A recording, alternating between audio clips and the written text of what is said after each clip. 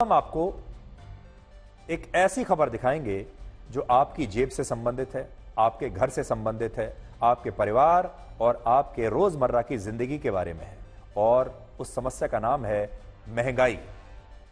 क्या आप जानते हैं कि जून के महीने में थोक महंगाई दर ने पिछले 16 महीनों का रिकॉर्ड तोड़ दिया है और ये 3.36% के स्तर पर पहुंच गई है। और इनमें भी सब्जियों की कीमतों में 38% और खाद्य महंगाई दर में 8.68% की वृद्धि हुई है। और यहां बात सिर्फ थोक महंगाई दर की नहीं है, रिटेल यानी खुदरा महंगाई दर भी जून के महीने में 5.08% दर्ज हुई, जो पिछले 4 महीनों में सबसे ज्यादा है।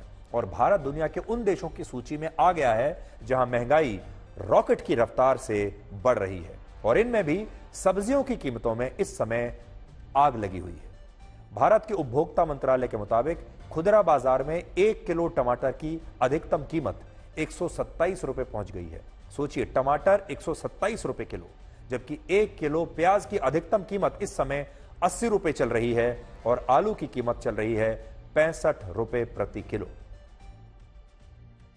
ये 3 चीजें ऐसी हैं जो भारत के हर घर में और भारत के हर घर के हर परिवार की रसोई में जरूरी मानी जाती हैं। टमाटर 127 रुपए किलो, प्याज 80 रुपए किलो, आलू 65 रुपए किलो। इसके अलावा 1 किलो आटे की अधिकतम कीमत 70 रुपए है, चावल की 75 रुपए, मसूर दाल की 158 रुपए, उड़द दाल और मूंग दाल की अधिकतम कीमत 180 रुपए है। हमारी जो महिला दर्शक हैं, जो रसोई चलाती हैं और जो घर का पूरा बजट चलाती हैं, वो सब इस सूची को देख रही होंगी। हो सकता है आपके इलाके में इससे थोड़ा सा कम या थोड़ा सा ज्यादा हो। सबसे बड़ी बात यह है कि जो महंगाई दर पिछले साल मई के महीने में 4.433% थी, वही महंगाई दर अब 5.1% तक पहुंच गई है। और यहां बात सिर्फ भारत की नहीं है। क्या सिर्फ अकेले भारत में महंगाई है? नहीं, पूरी दुनिया में है।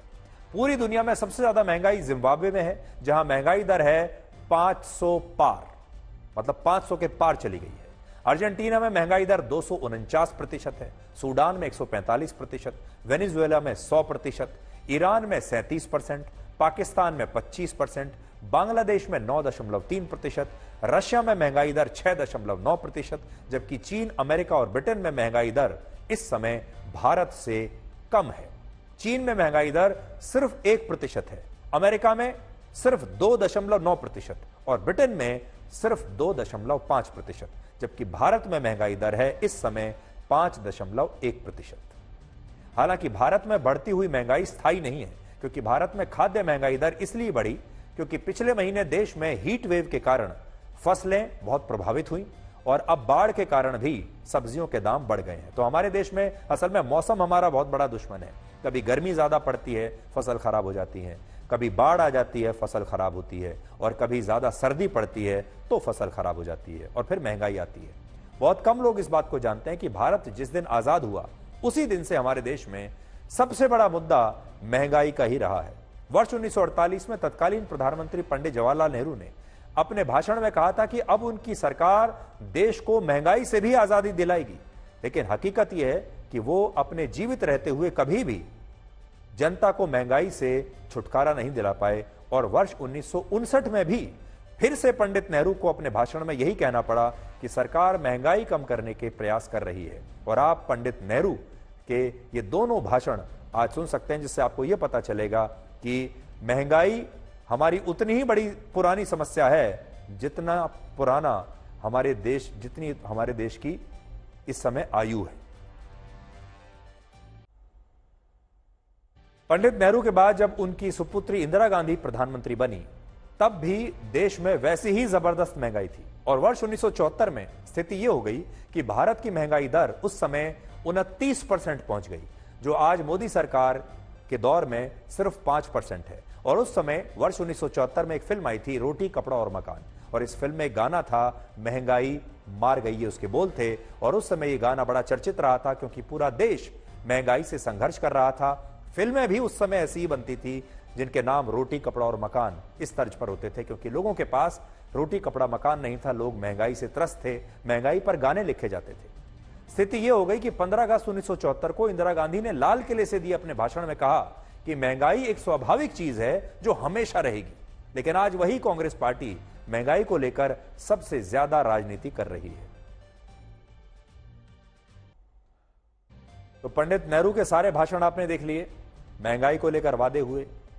इंदिरा गांधी के भाषण देख लिए। इंदिरा गांधी के बाद दूसरी सरकारों में भी ऐसी कई फिल्में आई जो महंगाई पर ही केंद्रित थी, और इनमें एक फिल्म का नाम है पीपली लाइव, जो 2010 में आई थी। इस फिल्म में एक बड़ा मशहूर गाना था, महंगाई डायन खाए जात है, और उस समय भी हमारे देश में महंगाई दर 11.9% थी, जो आज 5% है।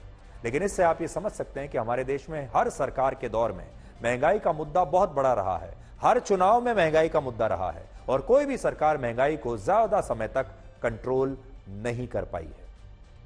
हालांकि आज यहां हम आपको जापान के बारे में कुछ बताना चाहेंगे, जो दुनिया का इकलौता ऐसा देश है जो महंगाई बढ़ने से नहीं बल्कि महंगाई कम होने से परेशान है। पूरी दुनिया में महंगाई बढ़ रही है, जापान में कम हो रही है। जापान में वर्ष 1980 के दशक से डिसइन्फ्लेशन की प्रक्रिया शुरू हो गई, जिसमें लोगों की आय तो बढ़ी, आमदनी बढ़ी, लेकिन खर्चे नहीं बढ़े, और इसकी वजह से जापान में महंगाई कम होती चली गई, और यह कम महंगाई जापान के लिए सिरदर्द बन गई।